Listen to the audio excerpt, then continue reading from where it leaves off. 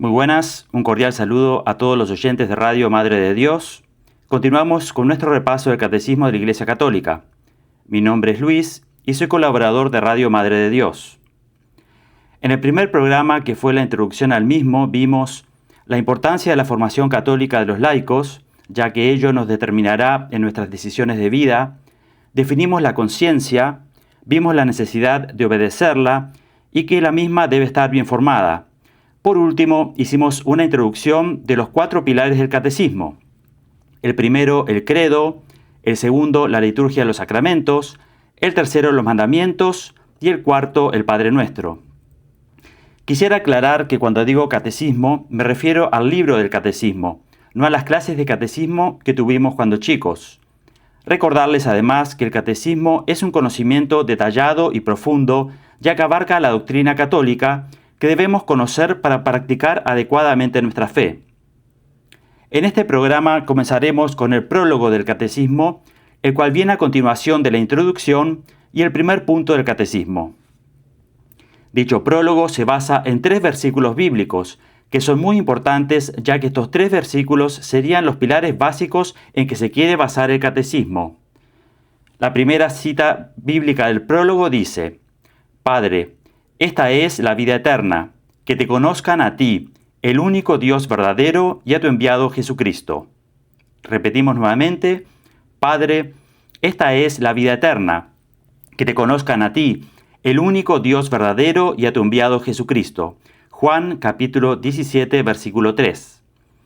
Este primer versículo que elige el prólogo es muy importante, ya que nos da una dirección clara.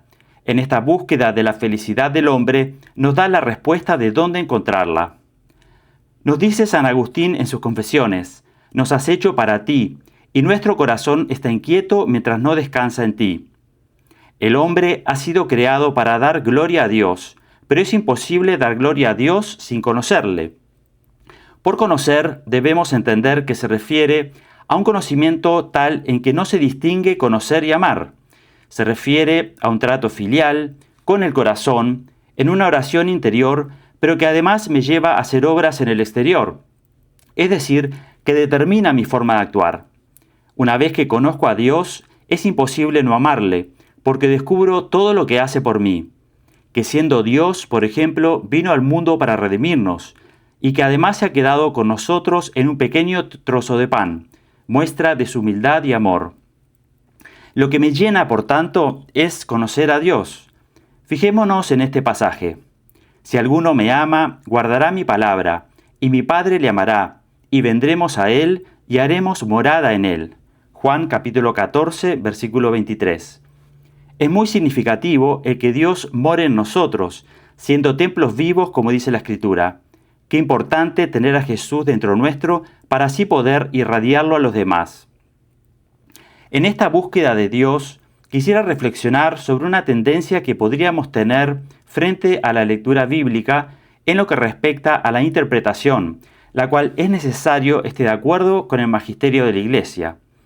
Y es que por nuestra propia condición humana podemos tender a encasillar a Dios. Queremos o tratamos de entenderlo. A veces, sin darnos cuenta, somos demasiado racionales. Está bien ser racional, y como veremos, la fe es racional, pero todo en su justa medida. Decía alguien que lo único que es bueno sin medida es el amor. Como veníamos diciendo, la fe es racional, pero cuando queremos entenderlo todo, ello no es posible, por 2 motivos. En primer lugar, porque Dios es misterio, y en segundo lugar, porque nos supera infinitamente. Si nosotros pudiésemos entender a Dios, decía San Agustín, ese no es Dios. Aquí vemos claramente que con nuestro pequeño entendimiento no podemos comprender a Dios, ya que nos supera infinitamente. Por ello nos fiamos de lo que nos ha revelado. Leamos nuevamente el primer versículo del prólogo. Padre, esta es la vida eterna, que te conozcan a ti, el único Dios verdadero, y a tu enviado Jesucristo. Este pasaje bíblico nos da además la clave, la llave para acceder a la vida eterna. La palabra de Dios nos tiene que llevar a la reflexión, porque es una palabra viva. No podemos leer la palabra de corrido como si fuera una historia, como si fuera solamente un relato bonito. Desglosemos este pasaje que en primer lugar se refiere al Padre. Es cierto que en esta vida a veces podemos tener un mal concepto de padre, ya que nuestros padres no son perfectos y cometen errores. Nadie está libre de cometerlos. Pero Jesús, habiendo dado su vida por nosotros, nos muestra su amor tan grande. Recordemos que dio su vida por nosotros, incluso sabiendo que muchas veces le daríamos la espalda. Dios es nuestro Padre. Nos ama infinitamente más que nosotros a Él. Y como Padre nos cuida. Al ser perfecto e inmutable, jamás nos abandona y nunca nos falla. Es cierto que permite pasemos algunas dificultades, pero el amor verdadero implica renuncia. Lo dice Jesús en el Evangelio. En la siguiente frase dice, esta es la vida eterna. ¿Cómo podemos hacernos una idea de lo que es el cielo viviendo aquí en la tierra? Veamos la siguiente definición de cielo. El cielo es el conjunto de todos los bienes sin mezcla de mal alguno. Qué gran consuelo el saber que en el cielo no padeceremos ningún mal, ningún dolor, ninguna aflicción, como sí nos ocurre aquí en la tierra. Cuando nos referimos a estos padecimientos, me viene a la memoria nuestra oración de la salve, en que decimos, este valle de lágrimas. Por ello, debemos tener claro que en la tierra no lograremos una felicidad perfecta y plena, sino solamente en el cielo. La felicidad aquí será pasajera. Pasemos a explicarlo. Y citamos aquí al padre Loring. Nada que tenga fin nos hace verdaderamente felices. Dios ha colocado en nosotros el deseo de una felicidad plena, y para que así lo sea debe ser una felicidad que no acabe nunca, porque el hecho de saber que en algún momento perderemos esa condición hará que dicha felicidad no sea plena. También como ejemplo de la búsqueda de la felicidad aquí en la tierra, cito un ejemplo que usaba el padre José Sayés, teólogo muy reconocido. Él decía, cuando termine mi carrera, seré feliz. Luego la termino y tengo que volver a empezar. Cuando tenga mi primer trabajo, seré feliz. Luego lo obtengo y debo colocarme otro objetivo, porque una vez lo consigo, cumplí ese deseo y debo ponerme otra meta, y así el ciclo se vuelve a repetir. Hacemos esta última reflexión sobre la vida eterna que estamos comentando. Decía una santa que esta vida es un momento entre dos eternidades. Qué importante es por ello tener conciencia de la importancia de la vida eterna. A nosotros los humanos nos cuesta imaginarnos la vida eterna como algo que no termina, porque ciertamente todo lo que vemos, y en general nos guiamos mucho por lo que vemos, aunque sabemos que lo esencial es invisible a los ojos, tiene un fin. Todo lo que vemos está sujeto a un tiempo limitado, incluso las cosas materiales, ya que con el paso del tiempo se van deteriorando. De la reflexión de esta santa, deducimos entonces que de estos pocos años, sean 80 o tal vez 90 si los comparamos con la eternidad, bien vale la pena ocuparlos para hacer todo el bien que podamos. La siguiente frase nos dice que te conozcan a ti. Es importante destacar aquí que conocer no es lo mismo que saber que existe. No debemos confundir el conocer a Dios con el pensar que hay por ahí un ser trascendente, prácticamente inalcanzable, que nos ha creado y se olvidó de nosotros. Todo lo contrario, Dios nos ama, es nuestro Padre y como tal cuida de nosotros. El conocimiento teórico de que un ser trascendente nos creó no nos será de ningún provecho. Debemos ir más allá, porque cuanto mejor conozcamos a Dios, más le amaremos. Está claro que nadie puede amar lo que no conoce. Este conocimiento de Dios nos lleva a buscarle, y estamos seguros de que Él se dejará encontrar, no solamente porque lo dice en su palabra, sino porque sabemos que nos ama muchísimo, más de lo que imaginamos, y entregó su vida incluso por quienes le dan la espalda y le rechazan. La frase siguiente dice, único Dios verdadero. Dice la Biblia, así habla Yahvé, no hay otro Dios fuera de mí. Isaías capítulo 44, versículo 6. Y San Pablo, sabemos que hay un solo Dios. Primera de Corintios capítulo 8, versículo 4. Solo puede haber un Dios verdadero. Si hubiera más, o uno mandaría sobre los demás, y este sería el único Dios verdadero, o serían independientes unos de otros. Pero esto es imposible, porque el Dios verdadero tiene que tener dominio absoluto sobre todo lo que existe fuera de él, si no, no lo podría todo. La siguiente frase que estamos comentando dice, y a tu enviado Jesucristo. En la Santísima Trinidad, Dios es al mismo tiempo uno en esencia y trino en personas. Y a cada persona de la Santísima Trinidad se le atribuyen ciertas actividades como apropiadas: la creación al Padre, la redención al Hijo y la santificación al Espíritu Santo. Así como el Padre crea a través del Hijo, el Hijo es enviado a redimir a la raza humana, para salvarnos de la muerte eterna y tener participación en la vida divina. Por esto, es importante considerar que no podemos aceptar al Padre y rechazar a Jesús, como ocurrió con algunos cuando Jesús vino al mundo, porque Padre, Hijo y Espíritu Santo están íntimamente unidos en la Santísima Trinidad, de manera que las tres personas son distintas, pero tienen la misma y única naturaleza divina. Gracias a la redención de Cristo, somos hechos verdaderamente hijos de Dios. Veamos ahora la segunda frase bíblica, la segunda cita del prólogo, y dice así: Dios nuestro Salvador quiere que todos los hombres se salven y lleguen al conocimiento pleno de la verdad. Repetimos, Dios nuestro Salvador quiere que todos los hombres se salven y lleguen al conocimiento de la verdad. Primera carta de Timoteo, capítulo 2, versículos 3 y 4. En la traducción bíblica y la predicación, ninguna palabra puede ser cambiada, porque así cambiaría su significado. Veamos este primer ejemplo.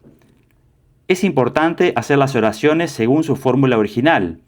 Si decimos en el Gloria en un principio, sería un error, ya que asume que pudo haber varios principios. Y por eso la fórmula correcta dice en el principio. Queremos resaltar así la importancia de cada palabra en el significado de la frase. Supongamos para demostrarlo que dijese, Dios ha hecho que todos los hombres se salven. Sin embargo, dice, Dios quiere que todos los hombres se salven. Es decir, Dios quiere nuestro bien, nuestra salvación. Dios es bueno y también sufre el que algunos hombres rechacen la salvación que les ofrece. A veces podemos tener un concepto equivocado de Padre, porque obviamente nuestro Padre terrenal es un ser humano como nosotros que se equivoca, pero debemos tener en cuenta que esto no ocurre con Dios. Y así como amamos a nuestros padres a pesar de sus errores y defectos, cuánto más a Dios que no tiene errores ni defectos. Ello nos lleva a una gran confianza en Dios, en la medida en que cualquier cosa que nos pida será siempre para nuestro bien. Esta frase también nos revela que la voluntad salvífica de Dios es universal. Es decir, Dios quiere que todos los hombres se salven. Por ello, la redención de Cristo fue realizada para todos los hombres, aunque depende de nosotros aceptarla o no, ya que el hombre puede rechazarla y condenarse por ese motivo. La palabra dice que Dios quiere que todos los hombres se salven, es decir, que la salvación depende de nuestra voluntad, porque Dios no nos fuerza y respeta nuestra libertad. Más adelante veremos el concepto de libertad, pero quedémonos con esta idea. Dios nos da libertad para hacer el bien, no para hacer el mal. Como ejemplo para entender esta idea, es como si un padre quisiese obligar a su hijo a que le ame, y ello no es posible. Un muy buen ejemplo para ilustrarlo es la parábola del hijo pródigo. El padre, que representa a Dios, nunca hubiese querido que su hijo se marchara de su casa luego de pedirle la herencia, pero no se lo impide y le espera siempre con los brazos abiertos. Dice el Concilio Vaticano II, todos los hombres están obligados a buscar la verdad, sobre todo en lo que se refiere a Dios y a su Iglesia, y una vez conocida, abrazarla y practicarla. Repetimos, todos los hombres están obligados a buscar la verdad, sobre todo en lo que se refiere a Dios y a su iglesia, y una vez conocida, abrazarla y practicarla. Es decir, que la verdad existe. Lo dijo Cristo, yo soy el camino, la verdad y la vida. Hay una frase muy buena que ilustra este concepto en cuanto a nuestra búsqueda de la verdad.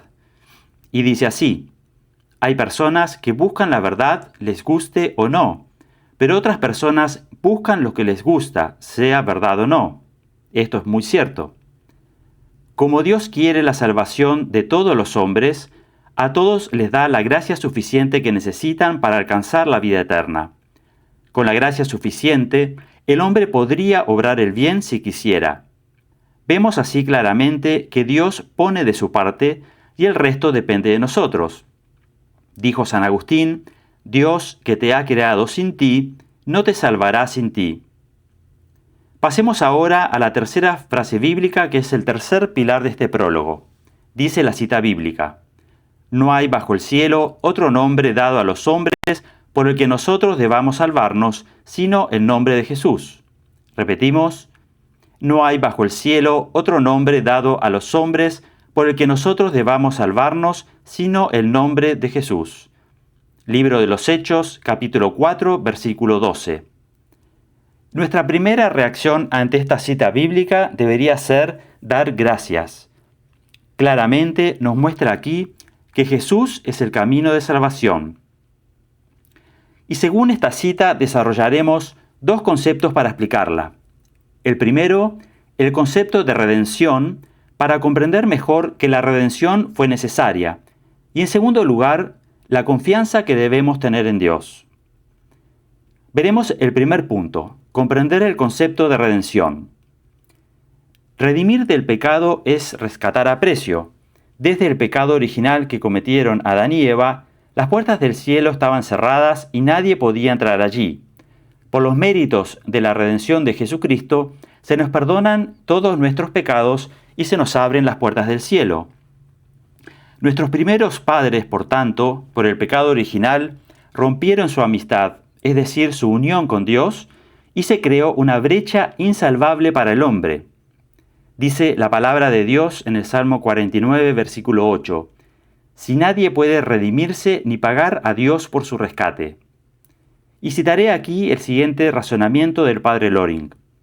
La ofensa aumenta con la dignidad del ofendido.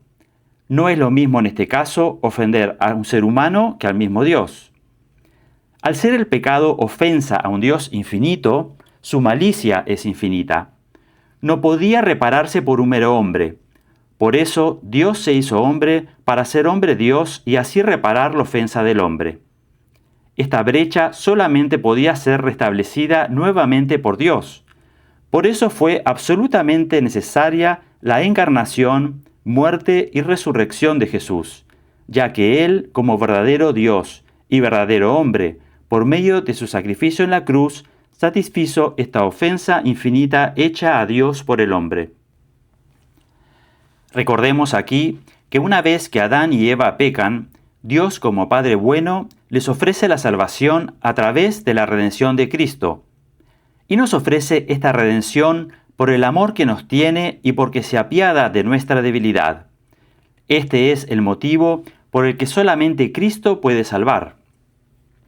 Vemos así que con el transcurso de los programas iremos adentrándonos para conocer cada vez más nuestra fe. Acabamos entonces de comentar el concepto de la redención, explicando por qué fue necesaria y comprendiendo que solo Jesús salva. Veremos ahora la confianza que debemos tener en Dios. No debemos dudar de Dios porque lo que siempre mueve a Dios es el amor. Y si lo que le mueve es siempre el amor, jamás deberíamos dudar de Él. Si contemplamos, aunque sea por un instante, a Cristo en la cruz, de sus tremendos sufrimientos, considerando además su flagelación previa, coronación de espinas, y todos los dolores por los que pasó por nosotros, sería incluso irracional dudar de su amor. Pongamos un ejemplo. Cuando una madre tiene a su hijo chico enfermo, demuestra su amor a él estando a su lado en la noche, aunque tenga que vencer el cansancio. Si esta es una gran muestra de amor, ¿cuánto más lo será la muerte de Jesús en la cruz? Es bueno traer estos razonamientos a la memoria para tenerlo presente. Sabemos que Dios nos ha creado por puro amor. Ocurre, sin embargo, que por nuestra propia condición tendemos a centrarnos en los problemas y todas las cosas buenas, y me refiero a cosas buenas que tenemos todos los días, las damos por hecho. Es probable pensemos que tendrá que ver con que nos centremos en los problemas olvidando las cosas buenas que Dios nos da cada día. Y ello es porque nos falta confianza. Una mayor confianza haría que no olvidemos las cosas buenas y diéramos más gracias por ellas, sabiendo que son un regalo de Dios. Decía una persona que al llegar a nuestra casa y encender la luz, el hecho de tener agua caliente para tomar un baño, etc., son cosas que damos por hecho, pero que realmente extrañamos cuando viene el corte de luz o de agua. Por eso es importante no dar por hecho las cosas buenas que ya tenemos y ser agradecidos siempre. Es muy bueno a este respecto, como decíamos en la Santa Misa, dar gracias siempre y en todo lugar. Hay una frase muy iluminadora que dice: no conozco a nadie que sea agradecido y amargado, ni a nadie amargado que sea agradecido. Culminamos así entonces este prólogo con esta riqueza que nos da en estos 3 pasajes bíblicos que serían los cimientos en los cuales se quiere basar el catecismo de la Iglesia Católica, y partimos ahora con el punto número 1.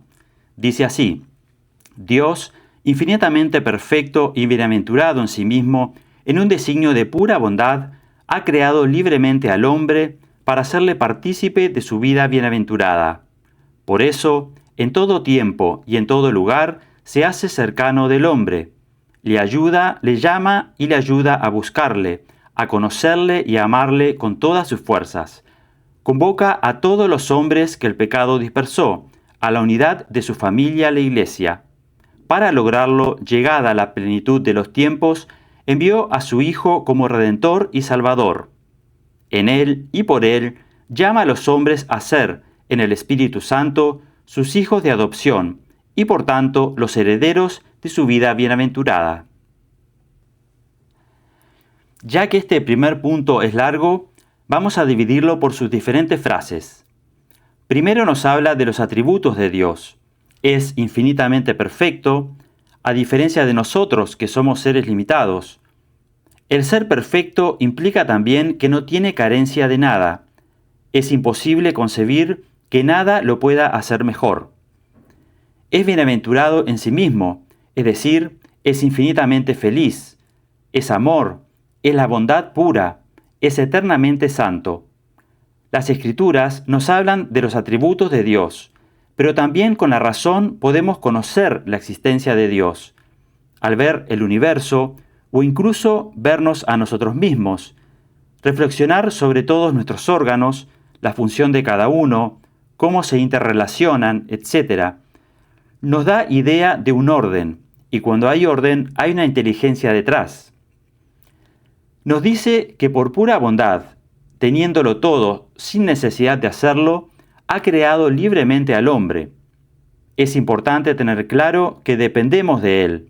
No somos autosuficientes, es decir, no estamos aquí por casualidad, sino porque Dios nos ha dado la existencia. Y tal es su bondad que no quiere darnos vida solamente, sino que compartamos la vida divina con Él. Es decir, que quiso compartir su gloria con nosotros. ¡Qué gran privilegio el que nos ha dado!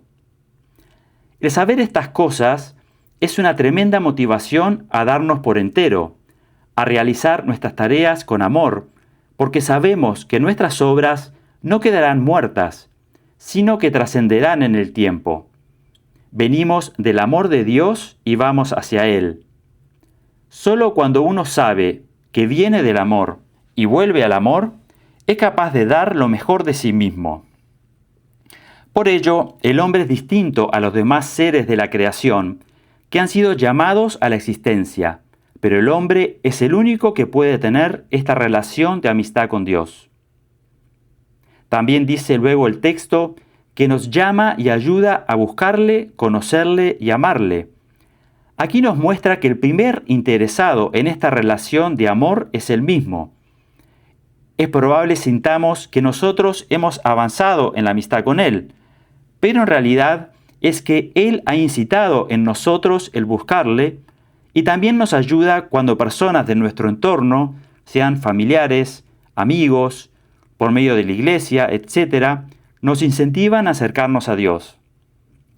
Nos dice además que convoca a todos los hombres que el pecado dispersó, y ello nos recuerda lo que sucedió en la Torre de Babel, cuando el hombre quiso llegar a Dios, pero por sí mismo, para hacerse famosos, como dice el texto. Vemos aquí cómo el pecado provoca desunión, que cada uno vaya por su cuenta. Sin embargo, Dios quiere la unidad del hombre en esta familia que es la iglesia. Y a este respecto hay personas que dicen Cristo sí, iglesia no, pero Cristo mismo fundó la iglesia, estableciendo por medio de ella el camino para llegar a Él, es decir, los sacramentos. Y por tanto, Dios toma la iniciativa para lograr esta meta y envía a su Hijo para cumplir su promesa de nuestra redención, la promesa que hizo al hombre luego de su caída en el pecado original.